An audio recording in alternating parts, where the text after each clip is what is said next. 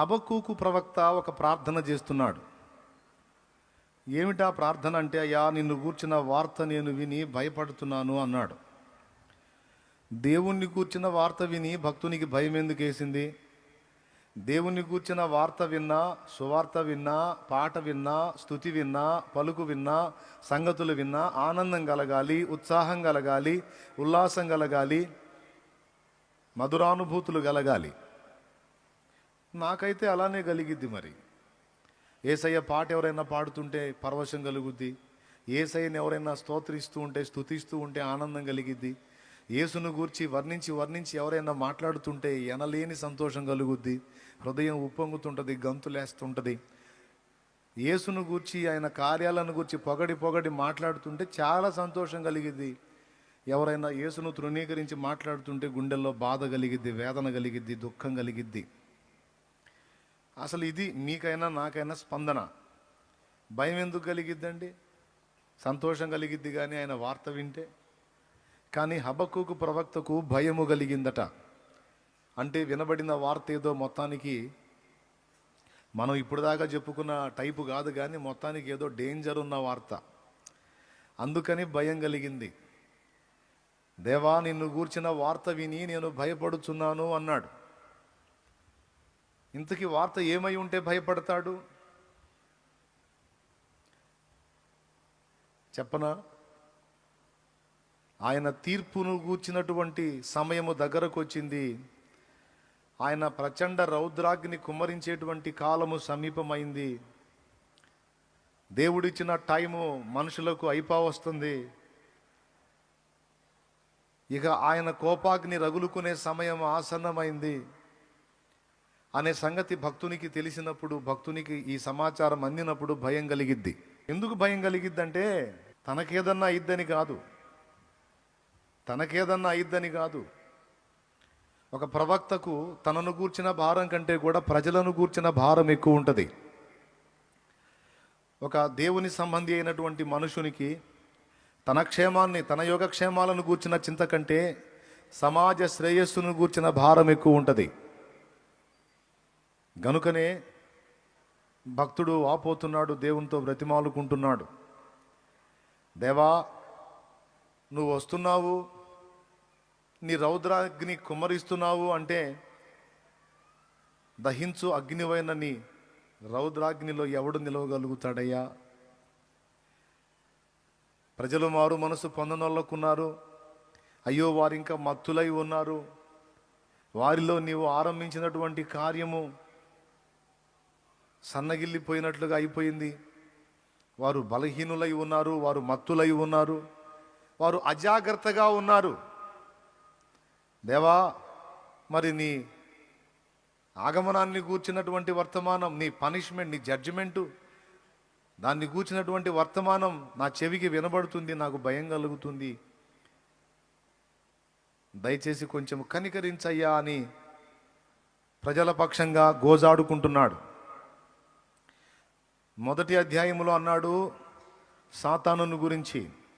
వాడు ఎంతకాలము మనుషుల్ని ఇలా నాశనం చేస్తాడు, ఎంతకాలం ఇలా మనుషుల్ని వేటాడుతాడు, ఎంతకాలం ఇలా వాడు గాలాలకి ఊరులకు మనుషుల్ని బలి చేస్తాడు, ఎంతకాలం నువ్వు ఊరుకుంటావయ్యా, ఎంతకాలం నువ్వు వదిలేస్తావు, ఇక నువ్వు కదలవా, నువ్వు స్పందించవా అని 1వ అధ్యాయంలో ప్రార్థించాడు.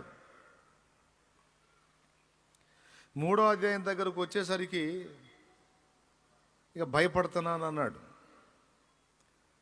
బాగా వినండి, భక్తునికి తన్ను గూర్చిన భయము కాదు, ప్రజలను గూర్చిన భయం. ప్రవక్తకు తన్ను గూర్చిన భయం కాదు, ప్రజలందరినీ గూర్చిన భయం. ఒక ప్రవక్త మనస్సు అది. అయితే మనుషులు ప్రార్థించుకునే స్థితిలో ఉన్నా లేకపోయినా దేవుడు నియమించిన ప్రవక్తగా, దైవ ప్రతినిధిగా, దేవుడు ఏర్పరచుకున్న పాత్రగా లక్షలాది మంది జన సమూహాల మాట ఒక్కటైతే ఎంత విలువ ఉంటుందో, ఒక్క దైవజనుని మాటకు దేవుడు అంత విలువిస్తాడు. మీకు తెలుసా, ఒక్క దైవజనుని ప్రార్థనకు దేవుడు అంత గౌరవాన్ని ఇస్తాడు. లక్షలాది మంది కలిసి చేసిన ప్రార్థనకి ఎంత పట్టుంటుందో, దైవజనుడు ఒక్కడు చేసేటువంటి ప్రార్థనకు అంత పట్టు ఉంటుంది, అంత విలువ ఉంటుంది.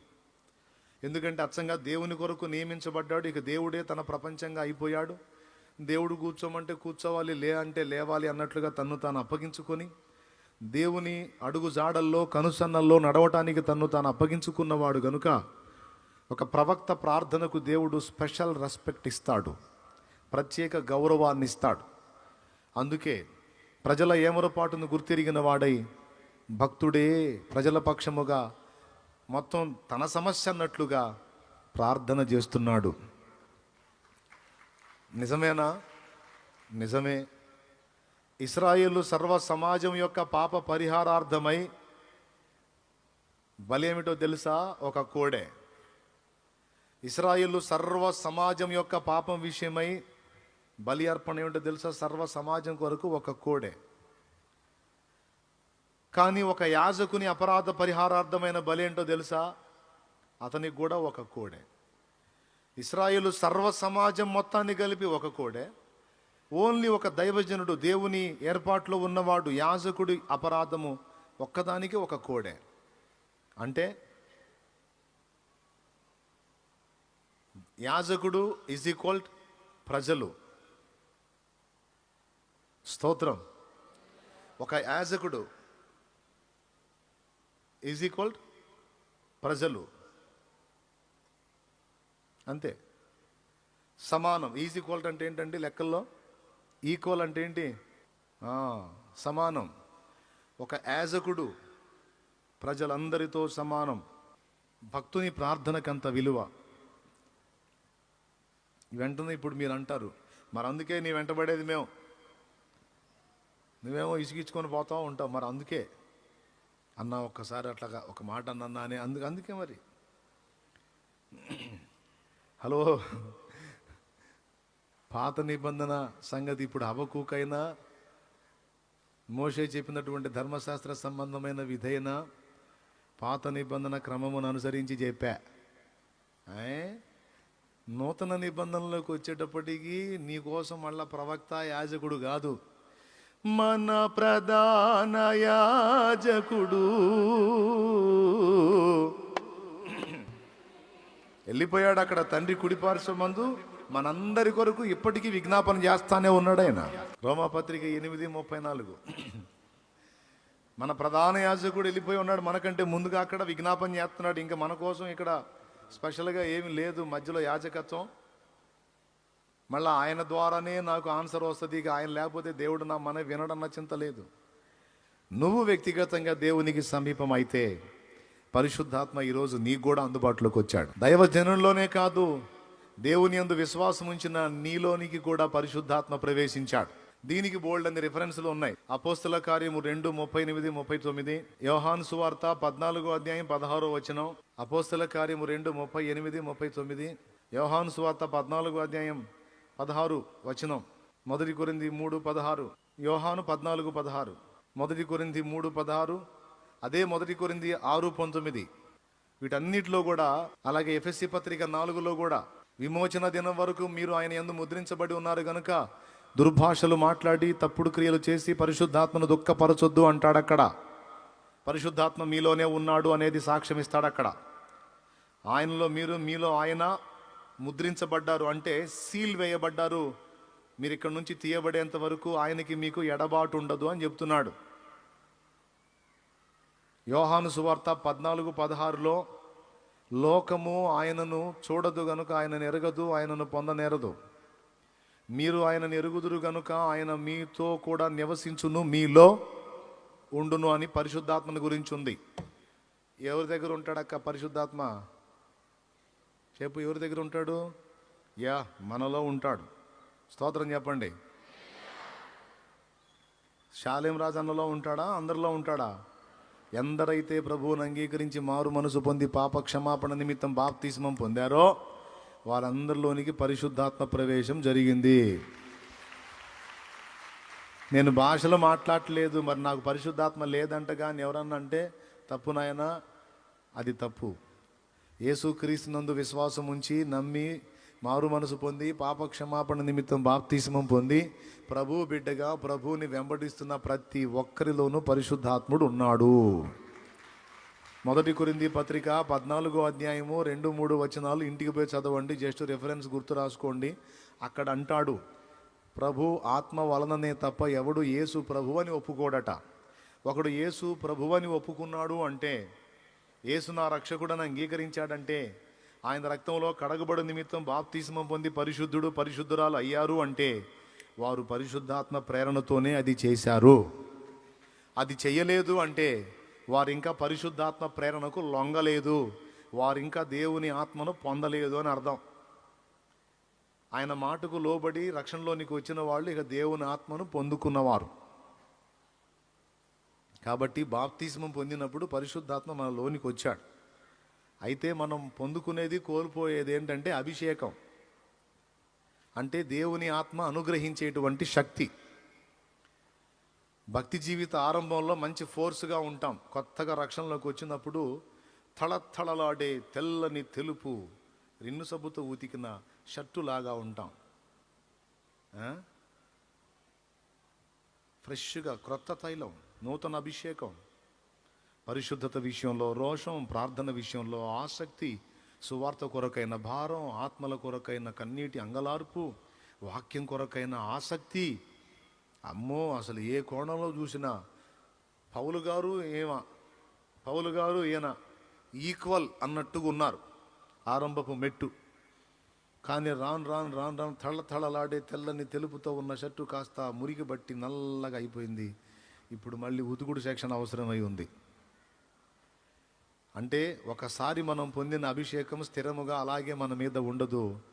దేవుని పరిశుద్ధాత్మ శక్తి ఎప్పటికప్పుడు మనం దేవుణ్ణి అడిగి పొందుకోవాలి అనేది వాక్య సత్యం. బాప్తిస్మం పొందినవాడు పరిశుద్ధాత్మను తన యందు కలిగి ఉన్నాడు. ప్రార్థించుట ద్వారా దేవుని శక్తి పొందుకుంటాడు. ఎందుకంటే ఈ పాపిష్టి లోకంలో బతకాలంటే మన సొంత శక్తి సరిపోదు, మనకున్న సొంత ఆత్మశక్తి సరిపోదు. దేవుని పరిశుద్ధాత్మ శక్తి మనకు కావాలి. నీళ్లలో బతికే చేప ఒడ్డున బతికిద్దా? ఒడ్డున బతికే మనిషి నీళ్లలో నెడితే బతుకుతాడా?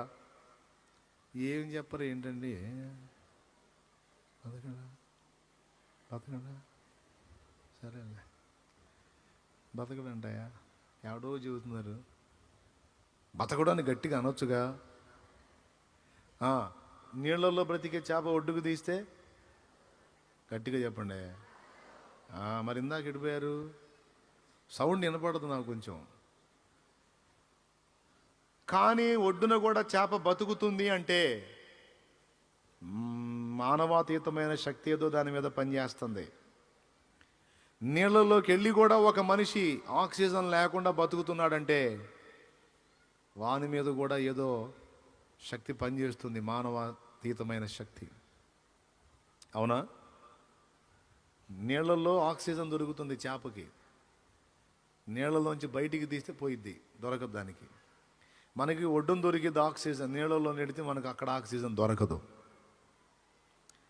కాబట్టి లోకంలో, పాపంలో, శాపంలో బ్రతకడానికి అలవాటు పడిన శరీర సంబంధి అయిన మనిషి లోకాన్ని వదిలిపెట్టి లోక సంబంధమైన వ్యసనాలు, అలవాట్లు, వ్యక్తులు, ఆలోచనలు సమస్తము త్యజించి ఓ ప్రత్యేకింపబడిన జీవితం, నీతి నియమాలు, నిష్ఠా గరిష్టలు కలిగి బ్రతుకుతున్నటువంటి బ్రతుకుతున్నాము అంటే పొరపాటును కూడా అది నీ సొంత శక్తి అనుకోవద్దు. దైవశక్తి నీ మీద పనిచేస్తేనే నువ్వు అలా ఉండగలుగుతున్నావు.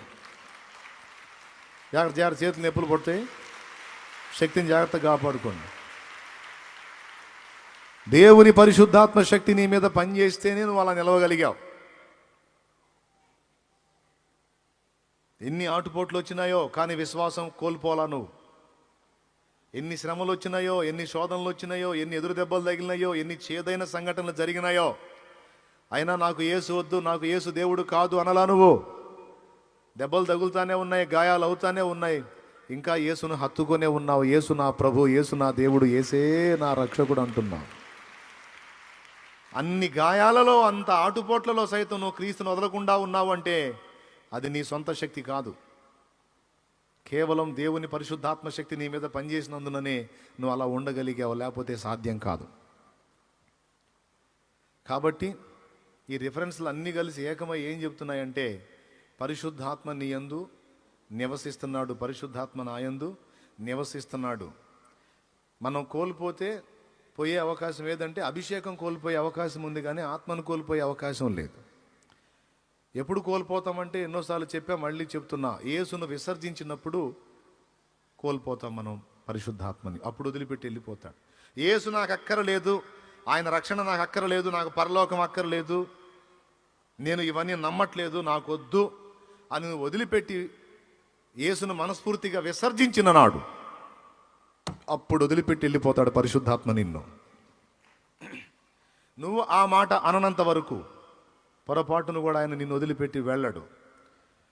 మరి అట్లాగైతే కొన్ని పాపాలు, తప్పులు, పొరపాట్లు జరుగుతుంటాయిగా మరి మన దగ్గర. మరి అలా కొన్ని పిచ్చి చేష్టలు చేసినప్పుడు కూడా మన దగ్గరే ఉంటాడా? ఖచ్చితంగా ఉంటాడు. అయితే ఊరకుండడు,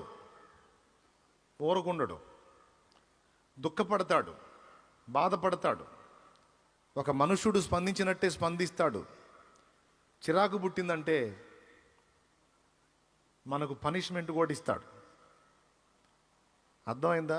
బతిలాడి చెబుతాడు, వద్దు వదిలే, ఇగో నేను నీలో నివసిస్తున్నా, నేను పరిశుద్ధమైన ఆత్మను, నీ ఆత్మలో నివసిస్తున్నా, నేను పవిత్రతను ఇష్టపడతా, పరిశుద్ధతను ఇష్టపడతా. గడ్డి తినే చేష్టాలు చెయ్యవాకు. నువ్వు ఆ వ్యవస్థలో లేవు, నువ్వు ప్రత్యేకింపబడ్డావు, నువ్వు దేవుని సంబంధివి, నువ్వు క్రీస్తు రక్తంలో కడగబడ్డావు. మళ్ళీ పంది చేష్టాలు చేస్తావే గొర్రె పిల్లలాగా మారి. నువ్వు పంది పిల్లవా, గొర్రె పిల్లవా? నువ్వు గొర్రె పిల్లవు అయ్యావు, మళ్ళీ పంది చేష్టాలు చేస్తావే, పందిలాగా కోరుకుంటావే. వద్దు, వదిలేయి. నువ్వు ఈ లోక సంబంధివి కాదు, నీ రాజ్యం ఇది కాదు, నువ్వు ఆలోక సంబంధివి, నీది పరలోకం. నీ పౌరత్వం అక్కడ ఉంది, జీవ గ్రంథంలో నీ పేరుంది, నా కుమారుడా, నా కుమారి. అన్యజనులు చేసినట్టు హేయ కృత్యములు చేయొద్దు, నాకు బాధ కలుగుతుంది, నాకు నచ్చట్లేదు, సరి చేసుకోమని వార్నింగ్ ఇస్తాడు. అంతేగాని నువ్వు పాపాలు చేసుకుంటా ఉంటే మంచిగా జాగ్రత్తగా చేసుకుని ఆయన, గుట్టుగా చేసుకోమ్మా, ముసుగులో చేయమ్మా, బయటపడకుండా చేయమ్మా, బాగా కప్పెట్టమ్మా అని నీకేం దీవెనలు ఇవ్వడు. ఎంతమందికి అర్థమవుతుందో? బాగా అర్థమైద్ది. అర్థం చేసుకోవాలి, మనసులో పెట్టుకోవాల్సిందే. మీరైనా చెప్పండి, మీరైనా అనండి, మీరైనా చాలేమన్నా, నువ్వైనా, మీరు అన్నా పర్వాలేదు, నువ్వు అన్నా పర్వాలేదు. హల్లెలూయా. ఎందుకంటే మీరు నన్ను మీరు అని సంబోధించాలని నేను కోరుకోను, యేసయ్య కోరుకోలా.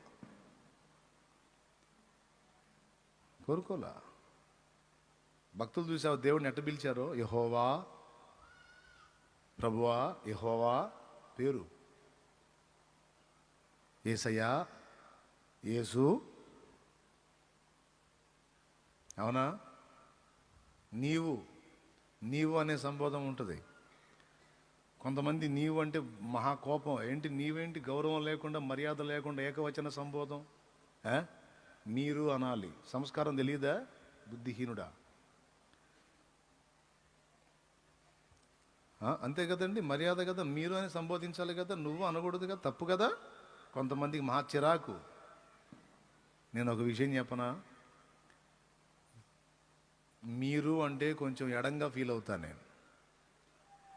నువ్వు అంటే దగ్గర అన్నమాట, ఎంతో దగ్గర. దేవునికి మహిమ. హల్లెలూయా. అందుకే దేవుడే అవకాశం ఇచ్చాడు ప్రభువా అనుకోవడానికి, నువ్వు అనడానికి ఇచ్చాడు. కాబట్టి ఇక మనకేం ఫీలింగులు ఉండకూడదు. ఆ ఫీలింగులు ఎవరైనా కలిగి ఉంటే ఈ మీరుకు బదులు నువ్వు ఇంకా దారుణంగా ఉంటుంది, తృణీకరించబడతారు. కొంతమంది మీరు అనకపోతే ఊరుకోరు, సభ్యత సంస్కారం ఉండాలి అంటారు. మంచిదే, లోకంలో అన్యులు కదా, వాళ్ళ ముందు మనం అంతే. కానీ క్రీస్తు యేసునందు ఉన్న మనకి మీరు అన్నా పర్వాలేదు, నువ్వు అన్నా మనమంతా ఒకటే రక్త సంబంధీకులం. మనలో మనకి ఎచ్చులు ఉండొద్దు. ఓకే, మళ్ళీ చెప్పండి, మీరు చెప్పండి. మనలో మనకి ఎచ్చులు ఉండొద్దు, ఓవర్ యాక్షన్లో ఫ్రీగా ఉందా. ఇప్పుడు చెప్పండి, మీకైనా నాకైనా కోటింగ్ ఒక్కటే, పనిష్మెంట్ ఒక్కటే, వార్నింగ్ ఒక్కటే అన్నట్లు అందరిలో పరిశుద్ధాత్మ ఉన్నాడు. ఎవడి తప్పునైనా సరే సమర్థించడు, ఒప్పింపజేస్తాడు, నొప్పింపజేస్తాడు, దిద్దుకోమని పిలుస్తాడు ఆయన. క్రొత్త నిబంధనలో అందరిలోకి దేవుని పరిశుద్ధాత్మ అందుబాటులోకి వచ్చేశాడు. పాత నిబంధన క్రమంలో ఒక సమూహానికి ఒక యాజకుడు, ఒక ప్రవక్త అవసరం. క్రొత్త నిబంధనలో కూడా ప్రవక్త పరిచర్య ఉంది, ప్రవక్తల పరిచర్య ఉంది. అపోస్తలులు, సువార్తికులు, ప్రవక్తలు, బోధకులు, కాపరులు, ఉపదేశకులు. అయితే అందరి పని బోధ చేయటమే, అందరి పని బోధ. అపోస్తలుడు బోధించాల్సిందే, ప్రవక్త బోధించాల్సిందే, కాపరి బోధించాల్సిందే, బోధకుడు బోధించాల్సిందే, ఉపదేశకుడు బోధించాల్సిందే, సువార్తికుడు బోధించాల్సిందే. ఇంకా అదనపు క్వాలిటీస్ కొన్ని ఉంటాయి. సరే, అదొక సబ్జెక్టు, దాని తర్వాత ధ్యానిద్దాం. అయితే క్రొత్త నిబంధనలో మనకున్న సౌకర్యం ఏంటంటే, ఒక దైవజనుడి ప్రార్థనకే విలువ కాదు, క్రీస్తు యేసునందున్న నీ ప్రార్థనకు కూడా గొప్ప విలువ ఉంది. అర్థమైందా? నీవు ప్రార్థించినా కూడా దేవుని ఆత్మ నీలోనే ఉంటాడు, నీ ప్రార్థన వింటాడు. పరిశుద్ధాత్మ నీతో ఉంటాడండి, ఆల్రెడీ నీలో ఉన్నాడు. కొంతమంది నా దగ్గరకు వచ్చి దయ్యం పట్టింది, నాకు దయ్యం పట్టింది అంటారు. లాగే ఒకటి బాధలు అనిపించింది నాకు. మరి బాప్తీసం పొందనోళ్ళు కాదు, బాప్తీసం పొందినోళ్ళు, సంవత్సరాలు అయిన వాళ్ళు, మంచి విశ్వాసం కలిగిన వాళ్ళు, ప్రార్థన పరులైన వాళ్ళు దయ్యం పట్టిందని వస్తే వింతగా ఉంటుంది నాకు. ఎందుకు పట్టింది దయ్యం? దేవునాత్మ నిన్ను వదిలిపోతే దయ్యం పట్టాలి. కొన్ని ప్రసంగ వేదికల మీద కూడా వినబడుతుంది నాకు, ప్రసంగ వేదికల మీద కూడా. విశ్వాసులండి, సేవకులకు దయ్యం ఏంది, విశ్వాసులకు దయ్యం ఏంది? ఇప్పుడు అన్యజనుడు అంటే వాడు ఆల్రెడీ దురాత్మ పీడితుడై ఉంటాడు, ఒక అర్థం ఉంది. క్రీస్తు యేసు రక్తంలో కడగబడి పరిశుద్ధపరచబడి పరిశుద్ధాత్మను తన యందు కలిగి ఉన్న ఒక వ్యక్తికి తనలో దయ్యం ఉంది అనే భ్రమ కలిగించటం, ఆ విధంగా చేసే బోధ ఒక రకమైన ప్రమాదకరమైన బోధే. కాబట్టి అది ఎవరు చేసినా దాన్ని హర్షించరాదు. నేను మళ్ళీ చెబుతున్నాను, క్రీస్తు యేసు రక్తము చేత కడగబడిన పరిశుద్ధులలో దేవుని పరిశుద్ధాత్మ నివాసం ఉంటాడు. మరి అట్లయితే తప్పులు చేసినప్పుడు, టీవీ చూసినప్పుడు, సినిమా చూసినప్పుడు, బూతులు తిట్టినప్పుడు మరి అది దయ్యమేగా? కాదు, కాదు. దయ్యపు ప్రేరణ, అంతేగాని దయ్యం వాళ్ళ లోపలికి జొరబడేది కాదు. దయ్యపు ప్రేరణతో కొన్ని తప్పులు మన నుండి జరుగుతాయి, దురాత్మ ప్రేరణతో కొన్ని పొరపాట్లు మన నుండి జరుగుతాయి. కారణం ఏంటంటే, ఈ శరీరం ఉందే, ఇది ఇంకా విమోచింపబడలా. లోపలున్న ఆత్మ పరిశుద్ధాత్మకు సపోర్ట్ చేస్తే ఈ శరీరము దయ్యానికి సపోర్ట్ చేసిద్ది. ఎందుకంటే దీనికి పైత్యం పెచ్చు. మన భాషతో చెప్పాలంటే ఈ శరీరంలో పాప బీజం ఉంది. రోమాపత్రిక 7:18, నా యందు అనగా నా శరీరమందు మంచిది ఏది నివసింపదని నేను ఎరుగుదును అన్నాడు. కాబట్టి ప్రతి మానవ శరీరంలో పాప బీజం ఉంది. కాబట్టి దాన్ని బట్టి మనిషి కొన్నిసార్లు సాతాను ప్రేరణకు లొంగి, దయ్యపు ప్రేరణలకు లొంగి కొన్ని చెడ్డ పనులు చేయటం అనేది కనబడుతుంది మన జీవితంలో. వినపడుతుందా అందరికీ? ఆ చెడ్డ క్రియ జరిగినంత మాత్రాన ఇక దయ్యం పట్టినట్టుగా భ్రమ పడకూడదు. నేను ఈ పని చేశానంటే దయ్యం వల్లే చేశాను, దయ్యం నాకు బట్టే చేశాను, దయ్యం నాకు పట్టింది అని పదే పదే అనుకొని లేని దయ్యాన్ని, దూరంగా ఉన్న దయ్యాన్ని తలుపులు తీసి మరి నాకు పట్టావుగా అని విశ్వాసం ఉంచి లేని దయ్యాన్ని పట్టించుకుంటారన్నమాట. గుర్తుపెట్టుకో, పరిశుద్ధాత్మ నిన్నంత తేలిగ్గా వదిలిపెట్టి పోడు. దేవుని పరిశుద్ధాత్మ నిన్ను వదిలిపోయేంత వరకు దయ్యం నీలో జొరబడే అవకాశం లేదు. చెప్పండి, ఈ మాట అందరూ కలిసి చెప్పండి. దేవుని ఆత్మ నిన్ను వదిలేసి, సౌలు మీద ఉన్న దేవుని ఆత్మ సౌలును వదిలేసి వెళ్ళిపోయినప్పుడు కదా దురాత్మ వచ్చి సౌల్లో జొరబడింది.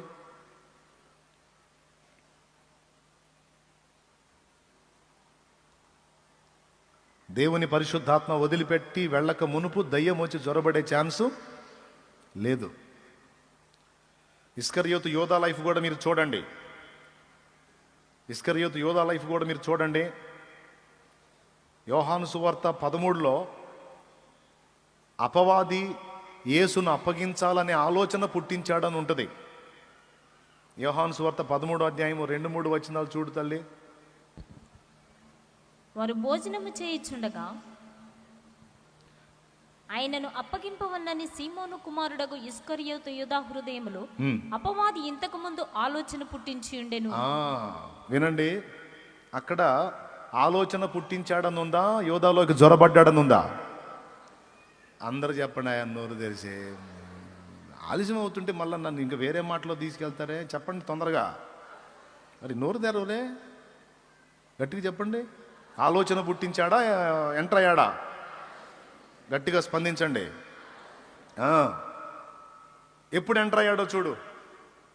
యేసయ్య పర్మిషన్ ఇచ్చినప్పుడు ఎంటర్ అయ్యాడు. జస్ట్ పక్క పేజీ చూడు. వాడు ఆ మొక్క పుచ్చుకోగానే, యోహాను సువార్త 13వ అధ్యాయం 27వ వచనం. వాడు ఆ మొక్క పుచ్చుకోగానే, ఆ రిఫరెన్స్ మళ్ళీ పెద్దగా చదువురా, వినపడట్లేదు. యోహాను సువార్త 13వ అధ్యాయం 27వ వచనం. అదే అధ్యాయం 27వ వచనం. అప్పటిదాకా ఛాన్సీలా వాడు లోపలికి దయ్యం జ్వరబట్టానికి. యేసు పర్మిషన్ ఇచ్చినప్పుడు ఎంటర్ అయింది దయ్యం. పెద్ద ఆకలి దొరికినోడు కల్లా దెయ్యం పట్టింది నీకు. సినిమాల దెయ్యం, సీరియళ్ళ దెయ్యం, ఆ దెయ్యం, ఈ దెయ్యం.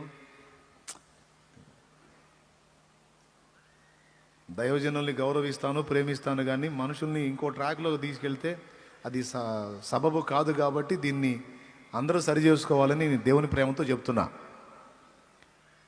ఓ సినిమా చూశాడు, ఇక దెయ్యం బట్టి సినిమా చూశాడా? కాదు, దయ్యపు ప్రేరణకు లొంగి చూశాడు, కానీ దయ్యం లోపల జ్వరబడలా. దయ్యం లోపల జ్వరబడాలి అంటే దేవుని ఆత్మ ఆ వ్యక్తిని వదిలిపెట్టాలి, అప్పుడు ఎంటర్ అయింది. ఆ ఇల్లు ఊడ్చి అమర్చి ఉండుట చూచి వెళ్ళి దానికంటే చెడ్డవైన మరి 7 దయ్యములను వెంట పెట్టుకొని వచ్చునని ఉంది బైబిల్లో. ఊడ్చి అమర్చి ఉండుట అంటే ఏంటి అర్థం? దేవుని ఆత్మ ఆ వ్యక్తిని వదిలిపెట్టి ఆ వ్యక్తి ఖాళీ అయిపోతే అప్పుడు ఒక దయ్యం కాదు 7 దయ్యాలు వాళ్ళలో జ్వరబడే అవకాశం ఉంది అని.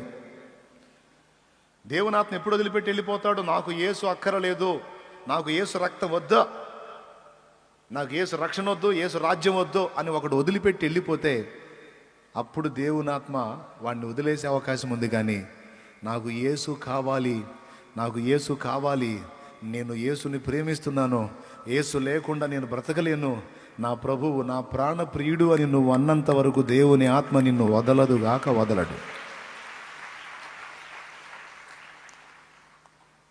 తొందరపడి ప్రతిదీ దయ్యం, ప్రతిదీ దయ్యం, ప్రతిదీ దయ్యం అనేటువంటి బోధని కొంచెం పరిశీలించండి. అమాయకంగా ఉండకండి. సంవత్సరాలు గడిచిపోతున్న చిన్న పిల్లకాయల్లాగా ఉండద్దు. మీకు వినబడుతున్న బోధల్ని కొంచెం పరిశీలించండి. అన్యజనులు ఒకవేళ దురాత్మ పీడితులై వాళ్ళు ఏదో ఎఫెక్ట్ అయ్యారంటే అర్థం ఉంది, కానీ విశ్వాసులైన వాళ్ళు బలహీనపడటం, తమకు దయ్యం ఉన్నట్టుగా భ్రమపడటం అనేది ఎంత తప్పంటే తనలో దేవునాత్మ ఉందన్న సంగతే వాడికి అర్థం కాల,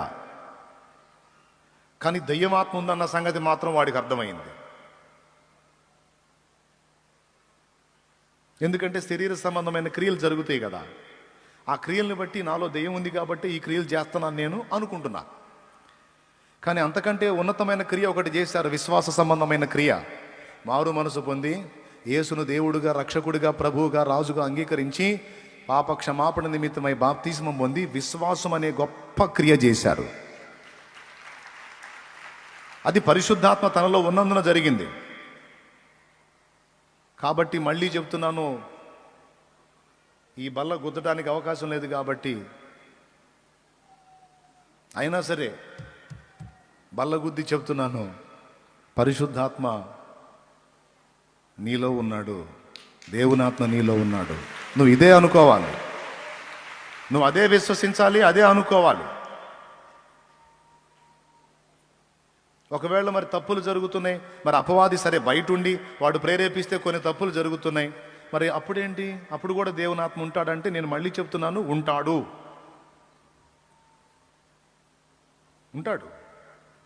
ఉండి నీ పాపాన్ని సమర్థించడు, నీ తప్పుల్ని కప్పిపెట్టడు. ఉన్నందుననే తప్పు చేసిన నీకు మనశ్శాంతి ఉండదు. పొరపాటు నీ నుండి జరిగితే ప్రశాంతంగా తిండి తినలేవు, నిద్రపోలేవు. కారణం ఏంటో తెలుసా? లోపల ఉన్న ఆయన ఎఫెక్ట్ అది. ఆయన పాపమును గూర్చియు నీతిని గూర్చియు తీర్పును గూర్చియు లోకమును ఒప్పింపజేయును అన్నాడు. పరిశుద్ధాత్మ అంటే ఒప్పించేవాడు. మామూలుగా ఒప్పుకోకపోతే నొప్పించైనా సరే నిన్ను ఒప్పించేవాడు ఆయన. చెవులు గలవాడు ఆత్మస్వరం వినుగాక. ఒక తప్పు నీ నుండి జరిగినప్పుడు లోపల పెయిన్ వస్తుంది అంటే, దాని గురించి కొంచెం బాధ, దుఃఖం, పశ్చాత్తాపం కలుగుతుందంటే దేవుని పరిశుద్ధాత్మ కదులుతున్నాడు నీలో. అందుకే నువ్వు పొరపాటు పడ్డావు, అది పర్సనల్, నీకే తెలుసు, ఎవడికి తెలియదు. కానీ నీ ముఖం వికారం అయిపోయింది. అవతల వాళ్ళు అడుగుతారు, నట్టున్నావేంది అంటారు. అప్పుడు మళ్ళీ కవర్ చేసి ఏముంది, ఏం లేదు, బాగానే అంటుంటావు. లోపల మాత్రం ఫీలింగ్ అట్టనే ఉంటుంది. మళ్ళీ పలకరించినోడు పక్కకు పోగానే, ఎందుకయ్యా నా కోసం ప్రాణం పెట్టావు? నా అంత చండాలు పొడి ఉన్నాడా? నా అంత చెడిపోయిన మనిషి ఉందా? ఛీ, నేను నీకు పనికిరాన్నేసయ్యా. కూర్చొని ఏడుచుకుంటావు. ఆ ఫీలింగ్ నీలో ఉన్నంత వరకు దేవుని ఆత్మ నీలో క్రియ చేస్తున్నాడు. నీ తప్పుని నీవు ఒప్పుకోకుండా, నీ తప్పును ఒప్పుకోకుండా మూర్ఖించి బరి తెగించి అసలు ఏం పట్టించుకొని స్థితికి వెళ్ళిపోయావు అనుకో, అప్పుడు అనుమానించాలి. అసలు ఆ పెయిన్ అనేది నీకు లేకుండా వెచ్చవిడైపోయావు అనుకో, అప్పుడు డౌట్ పడాలి, కొంపతీసి వదిలేశాడేమో అని. కానీ నీలో ఆ పెయిన్ ఉన్నంత వరకు దేవుని ఆత్మ నిన్ను వదలలేదు. ఆయనే నీలో ఆ నొప్పి కలిగిస్తున్నాడు అని గుర్తించాలి. ఆ నొప్పి కలిగినప్పుడే నువ్వు పోయి దేవుని ముందు ఒప్పుకొని తిరిగి దేవునితో సమాధాన పడతావు.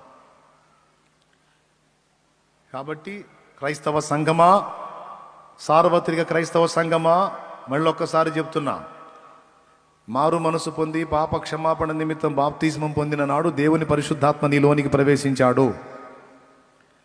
నీలో ఏదన్నా లోటుపాట్లు పొరపాట్లు జరిగితే అవసరమైతే బెత్తం వాడైనా సరే నిన్ను సరి చేసుకుంటాడు. కానీ నువ్వు క్రీస్తుని విసర్జించనంత వరకు ప్రభు పరిశుద్ధాత్మ నిన్ను విసర్జించడు. మళ్ళీ చెబుతున్నా, సంఘమా, నువ్వు క్రీస్తుని విసర్జించనంత వరకు పరిశుద్ధాత్మ నిన్ను విసర్జించడు, వదిలిపెట్టి వెళ్ళడం. అయితే ఆయన శక్తి నువ్వు లాస్ అయ్యే అవకాశం ఉంటుంది. ఆయన ఇచ్చే సమాధానం నువ్వు కోల్పోయే అవకాశం ఉంటుంది. సమాధానం అంటే మనసులో ప్రశాంతత. తప్పు జరిగినప్పుడు ఆ ప్రశాంతత పోయిద్ది. ఎందుకంటే నీ వలన పాపం జరిగినప్పుడు, పొరపాటు జరిగినప్పుడు దేవుడు నీకు విముఖుడవుతాడు, ముఖం తిప్పేసుకుంటాడు. దేవుడు ఎప్పుడైతే ముఖం తిప్పేసుకున్నాడో ఇక నీకు నొప్పి స్టార్ట్ అయింది. ఎందుకో తెలుసా? నువ్వు పొరపాటు పడ్డావు, దాన్ని బట్టి దేవుడిని బాధ పెట్టావు, దేవుడు ముఖం తిప్పుకున్నాడు. అన్ని గాయాల కంటే కూడా ఇది పెద్ద నొప్పి అయిపోయింది నీకు. అయిపోయి ఇక నీ వల్ల కాదు, ప్రశాంతంగా తినలేవు, నిద్రపోలేవు. మళ్ళీ పోయి మోకాళ్ళు వేసి ఏడ్చి, తండ్రి నన్ను క్షమించు అని నువ్వు ఆయన ఎదుట పశ్చాత్తాపడినప్పుడు దేవుడు తిరిగి తన ముఖం నీ వైపు తిప్పి నీ పాపమును తన వీపు వెనక వేసి నిన్ను దగ్గరికి తీసుకుంటాడు. అప్పుడు మళ్ళీ నీకు సమాధానం వస్తుంది. అప్పుడు నీ హృదయానికి స్వాంతన లభించింది. అప్పటిదాకా మాత్రం ఇక పెయినే, నొప్పే.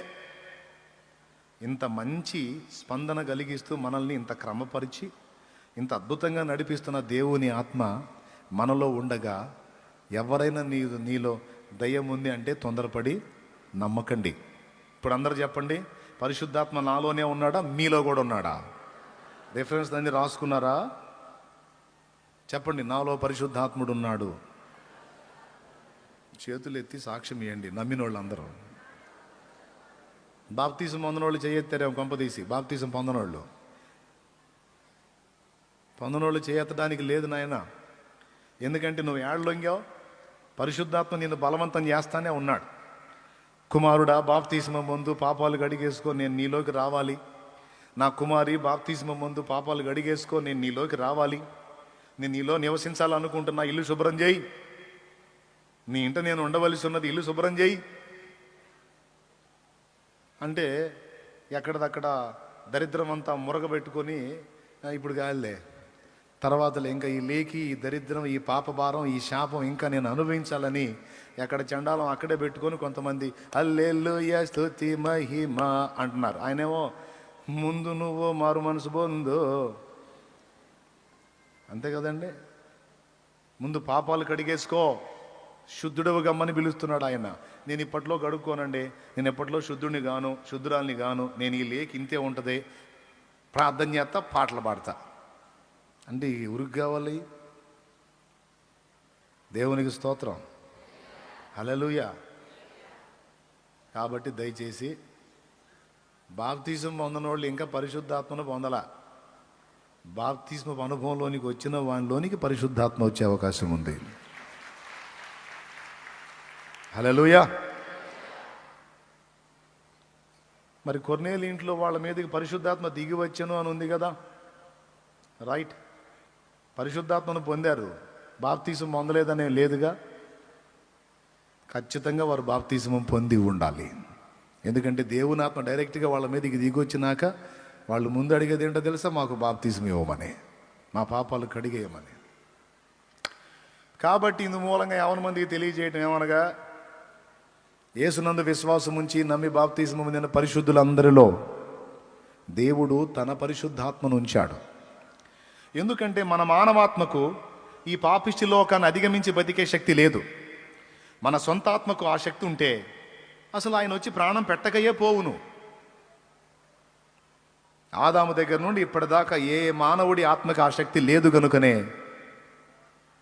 ఆయన వచ్చి మన పాపాలకు ప్రతిగా ప్రాణం పెట్టి మన పాపాలు కడిగి ఇక మళ్ళా బలహీనపడకుండా ఆయన వాక్యాన్ని, దైవజనుల్ని, అలాగే పరిశుద్ధాత్మని మనకిచ్చి, ఇదిగో ఇప్పుడు నీవు నిలబడగలవు, ఇప్పుడు లోకానికి వ్యతిరేకంగా బతకగలవు అని ఇప్పుడు నీకు వాగ్దానం చేశాడు, మాట్లాడాడు, నడిపిస్తున్నాడు. ఇంతవరకు ఎంతమందికి అర్థమైంది? ఎంతమందికి అర్థమైంది? అర్థమైతే చేతులు ఎత్తండి. నీ ఆత్మకు శక్తి ఉందా? పాపాన్ని జయించే శక్తి నీ ఆత్మకు ఉందా? ఉందా లేదా? లేకపోతే లేదని చెయ్యవు. నీ సొంత ఆత్మకు ఆ శక్తి ఉందా? మరి ఏ ఆత్మతో నువ్వు అలా నిలబడగలుగుతావు? గట్టిగా చెప్పు. అది పరిశుద్ధాత్మ నీలో ఉంటాడు, ఎప్పటికప్పుడు శక్తి విడుదల చేస్తాడు. తప్పు జరిగినప్పుడు ఏం జరిగిద్దంటే ఆ శక్తి కోల్పోయి బలహీన పడతావు, సమాధానాన్ని కోల్పోయి అసమాధానంలోకి వెళ్తావు. అర్థమైందా? ఇప్పుడు చేయాల్సింది ఏంటంటే, ఒకవేళ పొరపాటు జరిగినట్లయితే దేవునితో సమాధానపడి తిరిగి దేవుని అభిషేకం పొందుకొని మరోసారి ఆ తప్పు జరగకుండా రోషంగా మళ్ళా యుద్ధం ప్రకటించాలి. అంతేగాని కృంగిపోయి కుమిలిపోయి కోలబడి ఇంక పనికిరాను, అయిపోయింది, దెయ్యం వచ్చింది నాలోకి, దెయ్యం పట్టింది, దురాత్మ పట్టి పద్దాకలి ఈ దరిద్రపు మాటలు అనొద్దు. అంటే తప్పులు చెయ్యమని మిమ్మల్ని ప్రోత్సహిస్తున్నానా? చెయ్యమని కాదు. తప్పులు చేస్తే నేనే మిమ్మల్ని కొట్టాల్సిన అవసరంలా, తిట్టాల్సిన అవసరంలా. నీలోనే ఒక ఆయన కూర్చొని ఉన్నాడు, ఆయనే చెబుతాడు నీ పని. నీకు పూదండేయాలో ఆయనే ఎత్తాడు, బెత్తం తీసుకొని బాధాలో ఆయనే బాస్తాడు, ఏమి ఇబ్బంది లేదు. అందుకేగా ఎవరు వచ్చినా నేనే వదిలిపెట్టను, బల్లలో చెయ్యి వేపిస్తా. అయితే ఒట్టికి వేపించి వార్నింగ్ ఇచ్చి వేపిస్తా. బల్లలో పాపం చేసావా, బల్లలో చెయ్యి వేయొద్దు అనను. చెయ్యి వేయొద్దు అంటే తన్నులు ఎట్టబడతాయి? తన్ను పడాలంటే బల్లలో చెయ్యి వేయాల్సిందే. స్తోత్రం. కాబట్టి అవసరమైతే దగ్గరుండి తన్నిస్తా. దేవునికి స్తోత్రం, హల్లెలూయా. అర్థమవుతుందా? సూపర్గా అర్థమైంది. బల్లలో చెయ్యి వేపించి మరి తన్నిస్తా. మొత్తాన్ని లైన్లో పెడతాడు ఆయన, ఏం వదిలిపెట్టడు. కాబట్టి ఒక దైవజనుని ప్రార్థన ఎంత శక్తివంతమైనదో పాత నిబంధన మనకు చూపిస్తూ ఉంది. కొత్త నిబంధనకు వచ్చేటప్పటికి సేవకుడిదే కాదు, విశ్వాసి ప్రార్థన కూడా శక్తివంతమైనదే.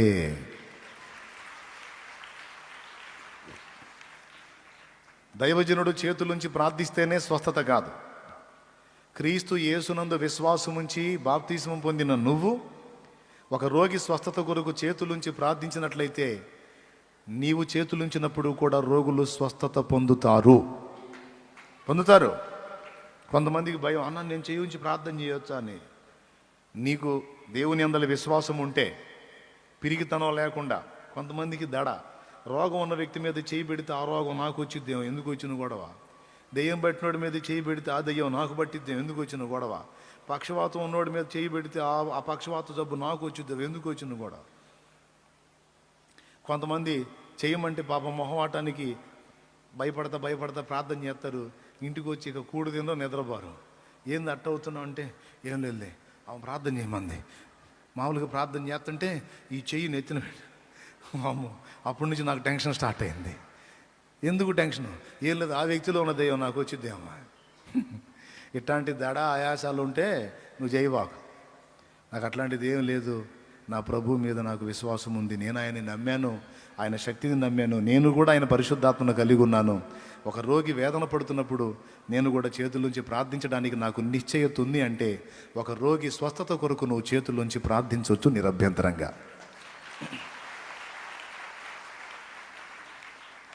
ఇంతేనా? గట్టిగోచండి. అసలు అందరూ కూడా అలాంటి వాళ్ళు కావాలి.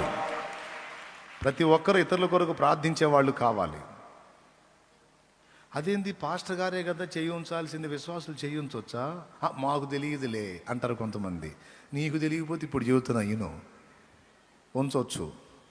ఒక రోగి స్వస్థత కొరకు అన్న అందుబాటులో లేకపోతే నువ్వైనా చెయ్యి ఉంచి ప్రార్థన చేయొచ్చు. నీకు ధైర్యం ఉంటే, విశ్వాసం ఉంటే. దడ ఉందనుకో చెయ్యవాకు. దడపడత చేసావనుకో, చేశాను నాకు వచ్చిద్ది, చేశాను నాకు వచ్చిద్ది, చేశాను నాకు వచ్చిద్ది, ఇది విశ్వసిస్తావు కదా, ఆయన ఆమెన్ అంటాడు, నిజంగానే వచ్చిద్ది. ఎంతమందికి అర్థమైంది? దడ లేకపోతే చెయ్యి, దమ్ముంటే చెయ్యి. పర్మిషన్.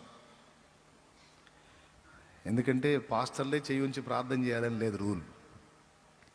నమ్మిన వారి వలన ఈ సూచక క్రియలు కనబడును. మార్కు సువార్త 16వ అధ్యాయము 16, 17 వచనాలు. మీరు సర్వలోకమునకు వెళ్ళి సర్వ సృష్టికి సువార్తను ప్రకటించండి. నమ్మి బాప్తీసం పొందువాడు రక్షింపబడును, నమ్మని వానికి శిక్ష విధింపబడును. నమ్మిన వారి వలన ఈ సూచక్రియలు కనబడును. అవేవనగా నా నామమున దయ్యములను శాలేమన్న ప్రార్థన చేస్తే దయ్యం పోవటం కాదు. ఇంకొక పైటర్ మస్తాను ఎవరో ప్రార్థన చేస్తే దయ్యం పోవటం కాదు. స్తోత్రం.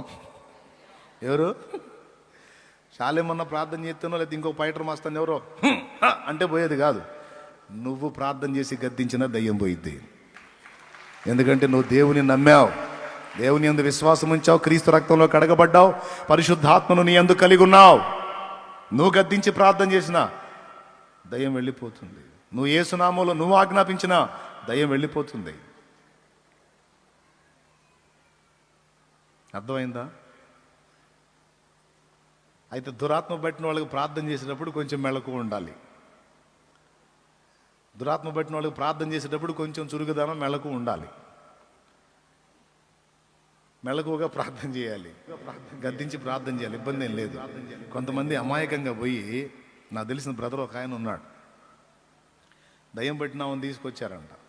ఆయన అప్పుడే పాపం లైన్లోకి వస్తున్నాడు. బాగా ఆ దయ్యం పట్టిన ఎదురుగా పోయాడు. ఆమె ముఖానికి ఈయన ముఖానికి ఇంతే ఉంది దూరం. పో యేసునామములో అంటున్నాడు. రే నేను బాగునరా, పో నేను చెబుతున్నా పో అంటున్నా. నేను బాగునరా, ఒరే నేను బాగునరా, ఒరే నేను బాగునరా అంటుందంట. పో యేసునామములో, ఒరే నేను బాగునరా అంటున్నా. ఈయన దగ్గరికి ఇంకా దగ్గర పోయి పో అంటాడంట. ఈ తల అలా తీసి అలా గుద్దిందంట. ముక్కు పగిలి రక్తం వచ్చింది. అప్పటిదాకా దయ్యం ఏముంది, ఒరే నేను బాగుంది కదా. ఎప్పుడైతే ముక్కు పగిలిందో ఇక ఆయన ఒసే అని చుట్టుపట్టున్నాడంట. ఒసే దయ్యమా, నన్ను కొడతావే దయ్యమా అని జుట్టు పట్టుకొని ఇక బాధటం మొదలు పెట్టాడంట. ఆత్మశక్తి అయిపోయి ఇక శరీర శక్తి మొదలు పెట్టాడు. ఇట్లాంటి సాహసాలు చేయకూడదు. నువ్వు కనబడితేనే, అసలు దేవుని ఆత్మ సంబంధిగా నువ్వు కనపడితేనే దానికి షేకు. మనం కాసేపు మొత్తుకుంటే పోయిద్దనే చింత ఏం లేదు. విశ్వాసము గలవాడవై, విశ్వాసము గలదానివై ఉంటే దాని దగ్గరికి వెళ్ళి నువ్వు చెప్పాల్సింది. అదే ప్రసంగం మొదలుపెట్టిద్ది. దాని దగ్గరికి వెళ్ళి మైకి దగ్గర పెట్టి ఎప్పుడు పట్టావు, ఎట్ట తెచ్చావు, ఎట్ట బతికావు, ఈ సోదంతా అవసరంలా, ఇదేం అవసరంలా. దాని ఇంటర్వ్యూ మనకి ఎందుకంటే అదే నిజాలు చెప్పి చచ్చిద్దా? చచ్చిపోయిన మనిషి దయ్యం గారు. దయ్యాలు వేరుగా ఉన్నాయి. దయ్యాలు ఉన్నాయి, అవి పడద్రోయబడిన దేవదూతలు, అవి వేరుగా ఉన్నాయి. అవి అబద్ధాలు చెబుతాయి, నిజాలు చెప్పవు, మోసపుచ్చుతాయి. వాటితో ఇంటర్వ్యూ దేనికి? దయ్యాలతో. ఒకటే, కల్వరి శిలువలో నా యేసు చేసిన బలి యాగము ద్వారా నువ్వు ఓడిపోయావు. ఈ బిడ్డ మీద ఇక నీకు అధికారము లేదు, నువ్వెవరో నాకు తెలుసు, నువ్వు ఒక పడద్రోయబడిన దేవదూతవి. క్రీస్తు రక్తము చేత నువ్వు నిస్సత్తువైపోయావు, నువ్వు ఓడిపోయావు, ఇక లేదు. యేసు నామములో ఆజ్ఞాపిస్తున్నా వెళ్ళు.